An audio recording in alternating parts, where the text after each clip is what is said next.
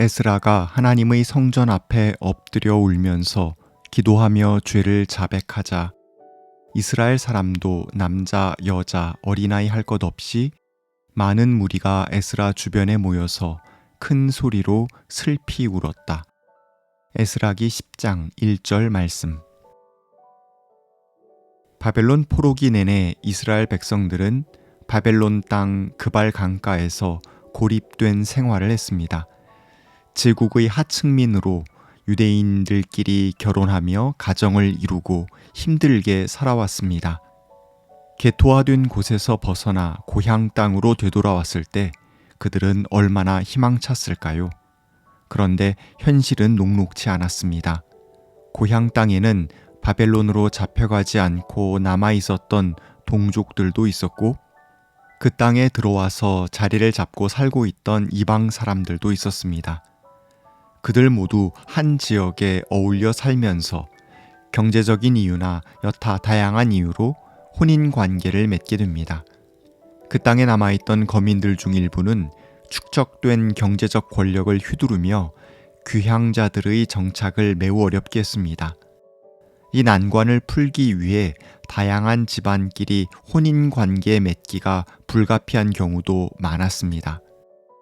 차츰 귀향한 사람들 중 지도자급에 속했던 인물들이나 관리들 또는 제사장이나 레위 사람들 중에서도 소위 혼합 결혼을 하는 이들이 여럿 생겼습니다. 심지어 기존 혼인 관계를 파하고 혼합 결혼을 새로이 하는 이들이 생기기까지 했습니다.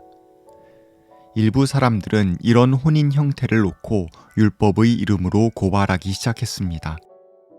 고향에서 기대했던 것만큼 풍족하게 살지도 못하고 유다 국가가 제대로 회복되지 못하고 있는 암울한 현실 아래에서 그들은 누군가를 탓하기 원했습니다.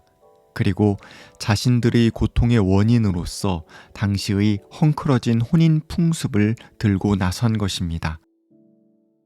율법의 정신을 가르치며 민족의 길잡이가 되고자 했던 에스라는 이 이야기를 듣고 겉옷과 속옷을 찢고 머리카락과 수염을 뜯으면서 한탄했습니다. 그가 해석하기에 혼합 결혼은 율법 정신의 위배였기 때문입니다.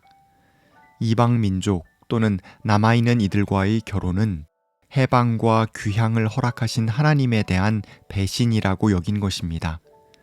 그는 혼란한 시대의 지도자로서 이 고발을 우유부단하게 처리하면 공동체의 고통을 가중시킬 것이 명약관하다고 여긴 듯합니다. 그는 단호하게 의견을 표현하기 위해 하나님의 성전 앞에서 엎드려 울면서 기도했습니다. 에스라가 울며 회개의 기도를 하자 남녀노소 그의 곁에 모여서 함께 울며 기도했습니다. 에스라가 지도자로서 유능했던 점은 바로 여기에 있습니다. 공동체의 마음을 모으기 위해 그는 백성을 정죄하거나 강제로 뜻을 관철시킨 것이 아니라 그 자신이 스스로 통회하는 것을 먼저 하였습니다. 많은 이들 앞에서 인내하며 본보기를 보여주었습니다. 즉, 공동체 전체가 내부로부터 우러나오는 깨달음에 이르도록 지도자는 앞장서되 강제로 끌어당기지 않은 것입니다. 공동체가 주도권을 갖고 스스로 자기가 결단하도록 통회의 자리로 이끈 것입니다. 그때 엘람의 자손 여히엘의 아들 스가냐가 민족의 새 희망을 주창하며 가슴 아픈 제안을 합니다. 이스라엘 사람과 결혼한 이방 여인들과 그 사이에서 태어난 아이들을 다 내보내자는 것이었습니다. 너무 극단적입니다. 인종주의적이고 편향된 민족주의라고 해도 무엇라 할 말이 없습니다. 성경은 이혼의 문제를 간단하게 여기지 않았습니다. 힘없는 여성 배우자와 아이들이 손쉽게 버림받지 않게 하기 위한 보호장치들이 마련되어 있었습니다. 게다가 창세기 때로부터 이방인과의 결혼은 여럿 있었습니다. 요셉은 이집트 여인과 결혼했고 모세도 미디안 여인과 결혼했으며 다윗이나 솔로몬 역시 이방 여인들과 결혼했습니다. 더군다나 룻기의 주인공 룻은 다윗의 조상이면서 동시에 이방 지역 모압 여인입니다. 그녀는 이방인이기에 정죄받기보다는 칭송받는 존재임을 우리는 기억합니다. 물론 에스라 당시의 시대가 특별한 때임을 잘 알고 있습니다. 바벨론에서 페르시아로 넘어가는 정치 사회적 변화의 시대에 이스라엘 공동체가 종교 공동체로서의 자기 정체성을 회복하기 위해 발버둥 치던 때였습니다. 이방 배우자가 이스라엘 가정 안으로 부지불식간에 들여올 여러 이방 종교 풍습들이 자칫 공동체 전체에 악영향을 끼칠 수도 있었기에 우려가 클 수밖에 없었습니다. 다시 말해서 성전을 건축하고 예배할 구성원의 자격을 엄격하게 정의하고 제한해야 할 필요성을 느끼고 있는 때였습니다. 주변 문화에 적당히 동화되면 성전 예배 자체가 온전히 세워지기 어려울 수 있다는 위기감과 조급함이 팽배하였습니다. 설사 그렇다고 해도 가족 공동체 안으로 맞아들인 이방인들을 축출하는 방식으로 문제를 풀어가는 것은 현대의 사고로는 동의하기 어렵습니다. 사도 바울도 예수 그리스도를 믿지 않는 배우자와 함께 살고 있는 기독교인들에게 단지 종교의 이유로는 이혼하지 말고 그 배우자가 믿음을 가질 수 있는 기회를 만들라고 권면한 바 있습니다. 그러니 단지 이방인이라는 이유 하나만으로 공동체에서 여성과 어린아이까지 축출하는 행위는 실망스러운 결단이라고 하지 않을 수 없습니다. 하지만 에스라는 스가냐의 이런 제안을 듣고 동의합니다. 나아가 지도자들에게 그렇게 하겠다고 맹세하라고 요구하고 그들 역시 그리합니다. 결국 포로에서 귀환한 백성은 모두 예루살렘에 모입니다. 큰 비까지 내리는 가운데 에스라 제사장이 나서서 이방인과의 결혼으로 인해 발생한 배신의 죄를 씻기 위해 그 인연을 끊으라고 명령합니다. 온 회중이 옳은 말씀이라고 응답합니다. 다만 아사헬의 아들 요나단과 디과의 아들 야스야만 이 의견에 반대하였고 무술람과 레위 사람 삽브데가 그들에게 동조했을 뿐입니다. 하지만 다수결의 힘으로 에스라의 요청을 받아들이고 추진합니다. 에스라기는 이방 여인들과 결혼한 사람들의 명단을 길게 기록하며 맺고 있습니다. 이방 사람이라는 소위 부정한 이들과의 이혼을 통해 공동체 정화를 추진하는 걸 보면 그들이 얼마나 위태롭고 아슬아슬한 위기의 상황 속에서 두려운 마음으로 하루하루를 보내고 있었는지가 느껴지기는 합니다.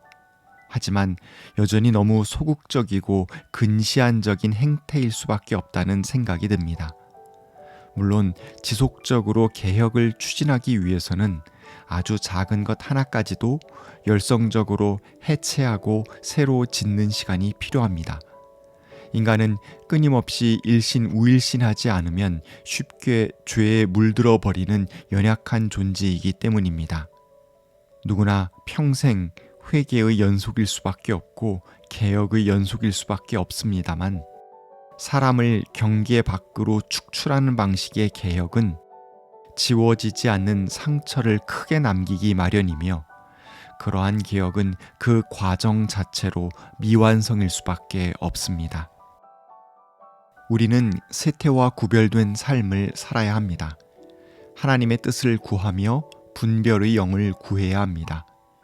동시에 우리는 겸손하게 종과 같은 자세를 가지고 세상을 섬기며 사랑해야 합니다. 우리는 잃은 양 한 마리를 찾아 나선 예수님의 뒤를 따르는 제자요, 집 나갔던 양을 미워하거나 정죄하지 않고 오히려 두 팔로 가슴에 품고 기쁨의 잔치를 베풀며 주님을 찬양하는 이들입니다. 주변으로부터 오염될까봐 두려워하기보다는 영원히 우리의 중심에서 말씀하시는 주님의 권능을 신뢰하며 한 걸음 세상 속으로 나아가는 용기 있는 이들입니다. 오늘도 우리가 모두 주님의 사랑받는 자녀로서 세상을 품고 섬기며 하나님의 나라를 이루는 멋진 일꾼이 되기를 소망합니다. 하나님, 백척 간두 위에 서 있는 것처럼 위태롭고 절박한 에스라와 이스라엘 민족의 일상을 봅니다. 힘든 시기에 먼저 통회하고 기도하며 공동체를 이끌고 섬겼던 에스라의 리더십을 우리도 본받게 해주십시오. 가정과 일터, 우리가 속한 크고 작은 공동체 가운데에서 우리 역시 섬기는 리더가 되게 도와주십시오. 그리고 어렵고 시간이 걸리더라도 힘없는 한 사람 한 사람을 배려하며 함께 품고 나아가는 따뜻한 공동체를 이루도록 우리를 이끌어 주십시오. 거창한 이상을 이루는 것도 중요하지만 연약한 한 사람의 눈물을 닦아주는 것 역시 무척 중요함을 잊지 않게 해 주십시오. 아멘.